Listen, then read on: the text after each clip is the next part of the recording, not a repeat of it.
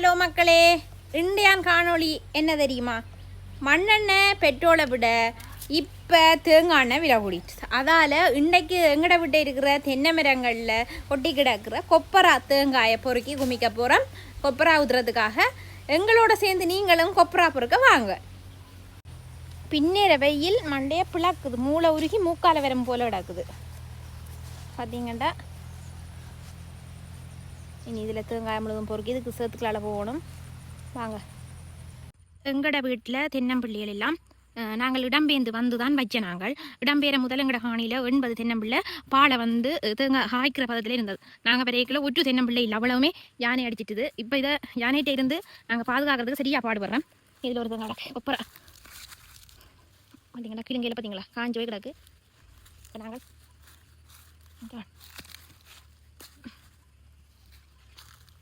பார்த்தீங்கன்னா தென்னம்பிள்ளைகளுக்கு கீழே ஃபுல்லாகவே எங்கள் வீட்டில் வெள்ளாரை தான்.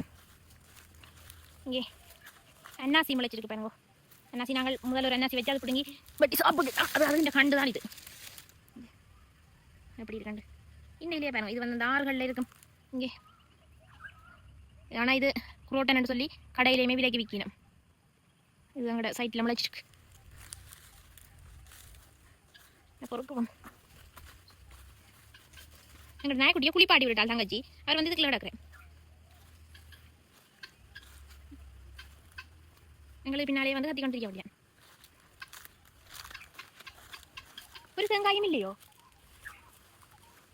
ஒரு தேங்காயும் இல்லையோடி அங்கலடாக்கா இல்லை டக்கா கூப்பிடாவோ போல தூக்கி போடாங்க. இதே மாதிரி தேங்காய் விடாக்கு. இது தேங்காவோ? இது என்னது இல்லையோ? இங்கே அப்பா அவிடத்து குமிச்சு விட்டுருக்காரு போல. இங்கே வேறங்க இனி சில வெயிட்டாக கிடக்குது. பூல் தேங்காயோ? ஐயோ வலை ஓடிட்டு பாருங்க. சேர்த்துக்க குப்பராவை பொறுக்குவோம். இதுக்கு ஒரு எள்ளி கிடக்கு. இந்த தேங்காவை பார்ப்போம். கொப்பராவா தேங்காவாண்டு என்னடி முளைச்சிட்டா? எட்டு புறான் விட்டுவோம். எடுத்துட்டு வா. நாங்கள் வீட்டுக்கு இருந்த கதிரியெல்லாம் வெளியில் வந்துட்டேன்னு நினைக்கிறீங்க. மரத்துக்கு கீழே போட்டுக்கோ இருந்து வெயில் வெக்கைக்கு மரத்துக்கு கீழே தான் கதிரை தண்ணி எல்லாம். இப்போ நாங்கள் அதில் எடுத்து கிடந்த கொப்பரா பொறுக்கிற வேலையை விட்டுட்டு அதில் கிடந்த பூராந்தங்காயை தூக்கிண்டு வந்துட்டேன். இப்போ நான் வெட்ட போகிறது இல்லை, தங்கச்சி தான் வெட்ட போகிறாள். வெட்டடி கை கவனம். பெரிய தேங்காயாங்கிறாக்கு என்னடி கொஞ்சம் கூட போல. பிடிச்சிட்டு ஜம்ப் பண்ணுது. தேங்காய் வெட்டுறது பாடுற பாட்டை பாருங்க.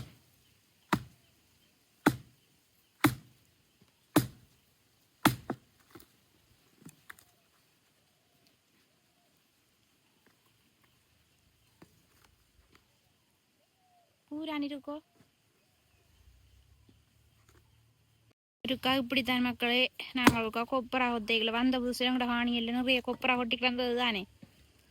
நான் கொப்பரா தேங்காய் எடுத்து வைக்க அப்பா கொப்பராவை கொத்தி கொண்டிருந்தார்.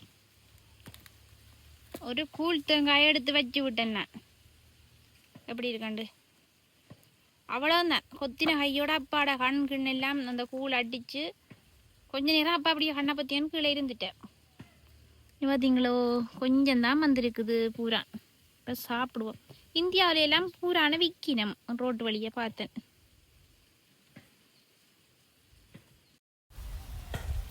அப்பா கண்டேரண்டா பேச்சு விழும். அப்பாவுக்கு பூரான் வெட்டுறது பிடிக்காது. ஏனண்டா அந்த தென்னம்புள்ள இலை வெட்டி தின்றாமண்டு. இது பெருசா முளைச்ச தென்னம்புள்ள வந்த இதில் தான் நிறைய பூரான் இருக்கு. ஆனால் இதில் ஒரு கொஞ்சம் தான் இருக்கு. இது சாப்பிட்டுட்டு இந்த இடத்த க்ளீன் பண்ணி விடணும். வீடியோ பார்த்து தெரியாது அந்த மாதிரி இருக்குது.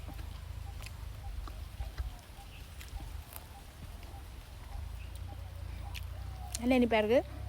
இந்தியாவில் கடையில் இந்த ரோட்டு கடையில் விற்கினம் வீடியோக்களில் பார்த்துருக்குறேன். ஆனால் இங்கே எல்லாட்ட வீடுகள்லையுமே பொதுவாக கிடக்கும். சத்து தானோ இல்லை சும்மா டேஸ்ட்டுக்கு சாப்பிட்றதோ தெரியாது. நாங்கள் கூட பெனங்கொட்டையில் வெட்டி சாப்பிட்றோம். நாங்கள் சின்னல்ல வெட்ட விட மாட்டேன், அப்பா தான் வெட்டி தருவார், ஏன்டா கை போயிடுவேண்டு. இது இப்போ வெட்டியாச்சு, நல்லா இருக்குது. கொப்பரா பொறுக்கிற வேலையை பார்ப்போமாங்க. இங்கே பார்த்தீங்களா, இப்போ இது உரிக்கிற இடத்துலையே கிடக்குதுன்னு நினைக்கக்கூடாது. இது வந்து எடுக்க வர ஆக்களுக்கு ஈஸியாக இருக்கும். அங்கால காஞ்ச மட்டை கிடக்கும். அப்போ நாங்கள் க்ளீன் பண்ணிடுறோம் மலையில் அதுகளோட. இப்போ வந்து தென்னை மட்டையும் காசு, சுரட்டை காசு, தென்னோலை பின்னினா காசு, தென்னை மரம் காசு, தேங்காய் காசு, தேங்காய் காசு, இப்படி எல்லாமே தென்னை மரத்தின்டையும் காசாக போயிட்டு. நாங்கள் இனி இந்த மரத்தில் இங்கே சீலையில் வீணை கட்டியிருந்தோம் நாங்கள் ஊஞ்சால். இப்போ அறுந்து போயிட்டுது. இங்கால ஒரு ஊஞ்சாலை பாருங்க, அதுவும் மறந்து போயிட்டு. இப்போ இதெல்லாம் அறுத்து எறிஞ்சிட்டு புதுசாக ஒரு ஊஞ்சாலை கட்ட போகிறோம். ஒரு காணொலியில் உங்களுக்கு காட்டுறேன். ஊஞ்சாலை கட்டி ஆட வேண்டியான்.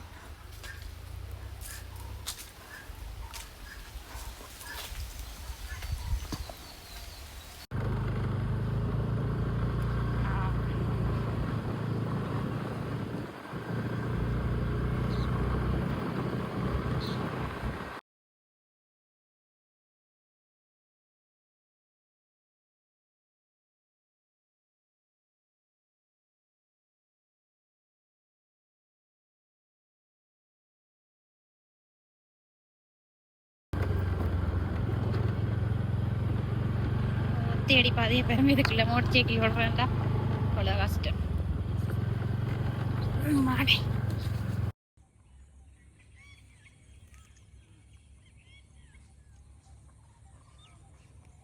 வாங்க இப்படி.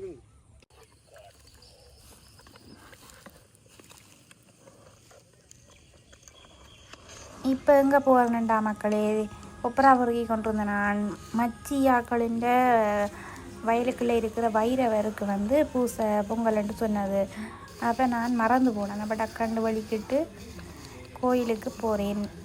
இது வந்து கிராமத்து முறையில் பொங்கல் செய்கிறது. வயல் வெட்ட முதல் வயல் விதைக்க முதல் அப்படி பொங்கல் தான். வாங்க பார்ப்போம்.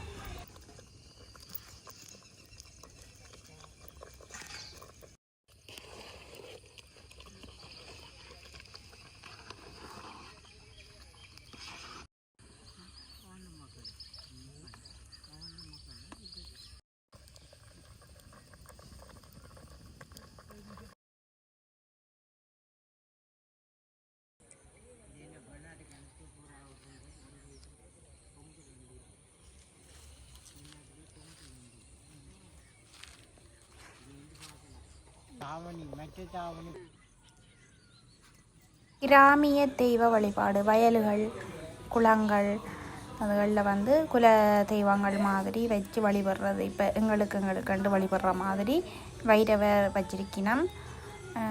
அப்படி வச்சிருக்கிற வைரவருக்கு தான் இன்றைக்கு பொங்கல் நடக்குது.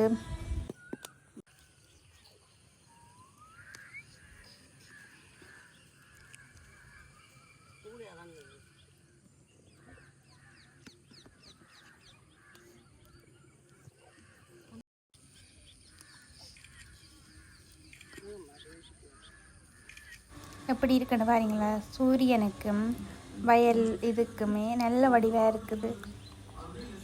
வயலுக்கு நடுவில் இருக்கிற அது வைரவரண்டபடியாக வடிவாக அந்த லொக்கேஷன் வந்து வடிவாக இருக்குது.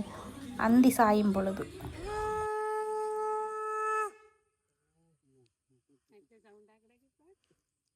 கிராமப்புறங்களில் தான் இப்படி அடுப்புகளுக்கு சாப்பாடு வைப்பினம். அந்த சமைக்கிறதுக்கு நன்றி சொல்கிற சாப்பாடு வைக்கிறது பார்த்தீங்களா. இப்போ வைரவருக்கு படையல் தொடங்கிட்டுது. சர்க்கரை பொங்கல், மற்றது கடலை வடை, இப்படி எல்லாமே படைச்சவே.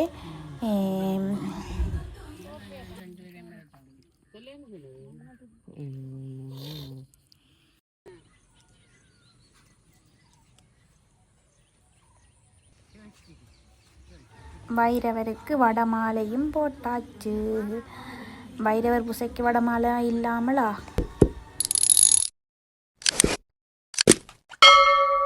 கிராமத்து பொங்கலில் வந்து சங்கு ஊதுறது என்னென்னா படையல் இடையிலெல்லாம் முடிஞ்ச பிறகு சங்கு ஊதுறது வந்து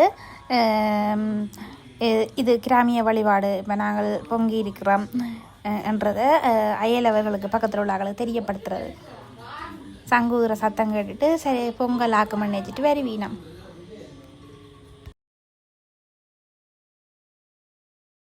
சக்கரை பொங்கல் புக்க லைனில் இருந்து வாங்கியாச்சு. வாங்கி சாப்பிட்டுட்டு வந்தாச்சு. இந்திய காணொளி இவ்வளவுந்தான்.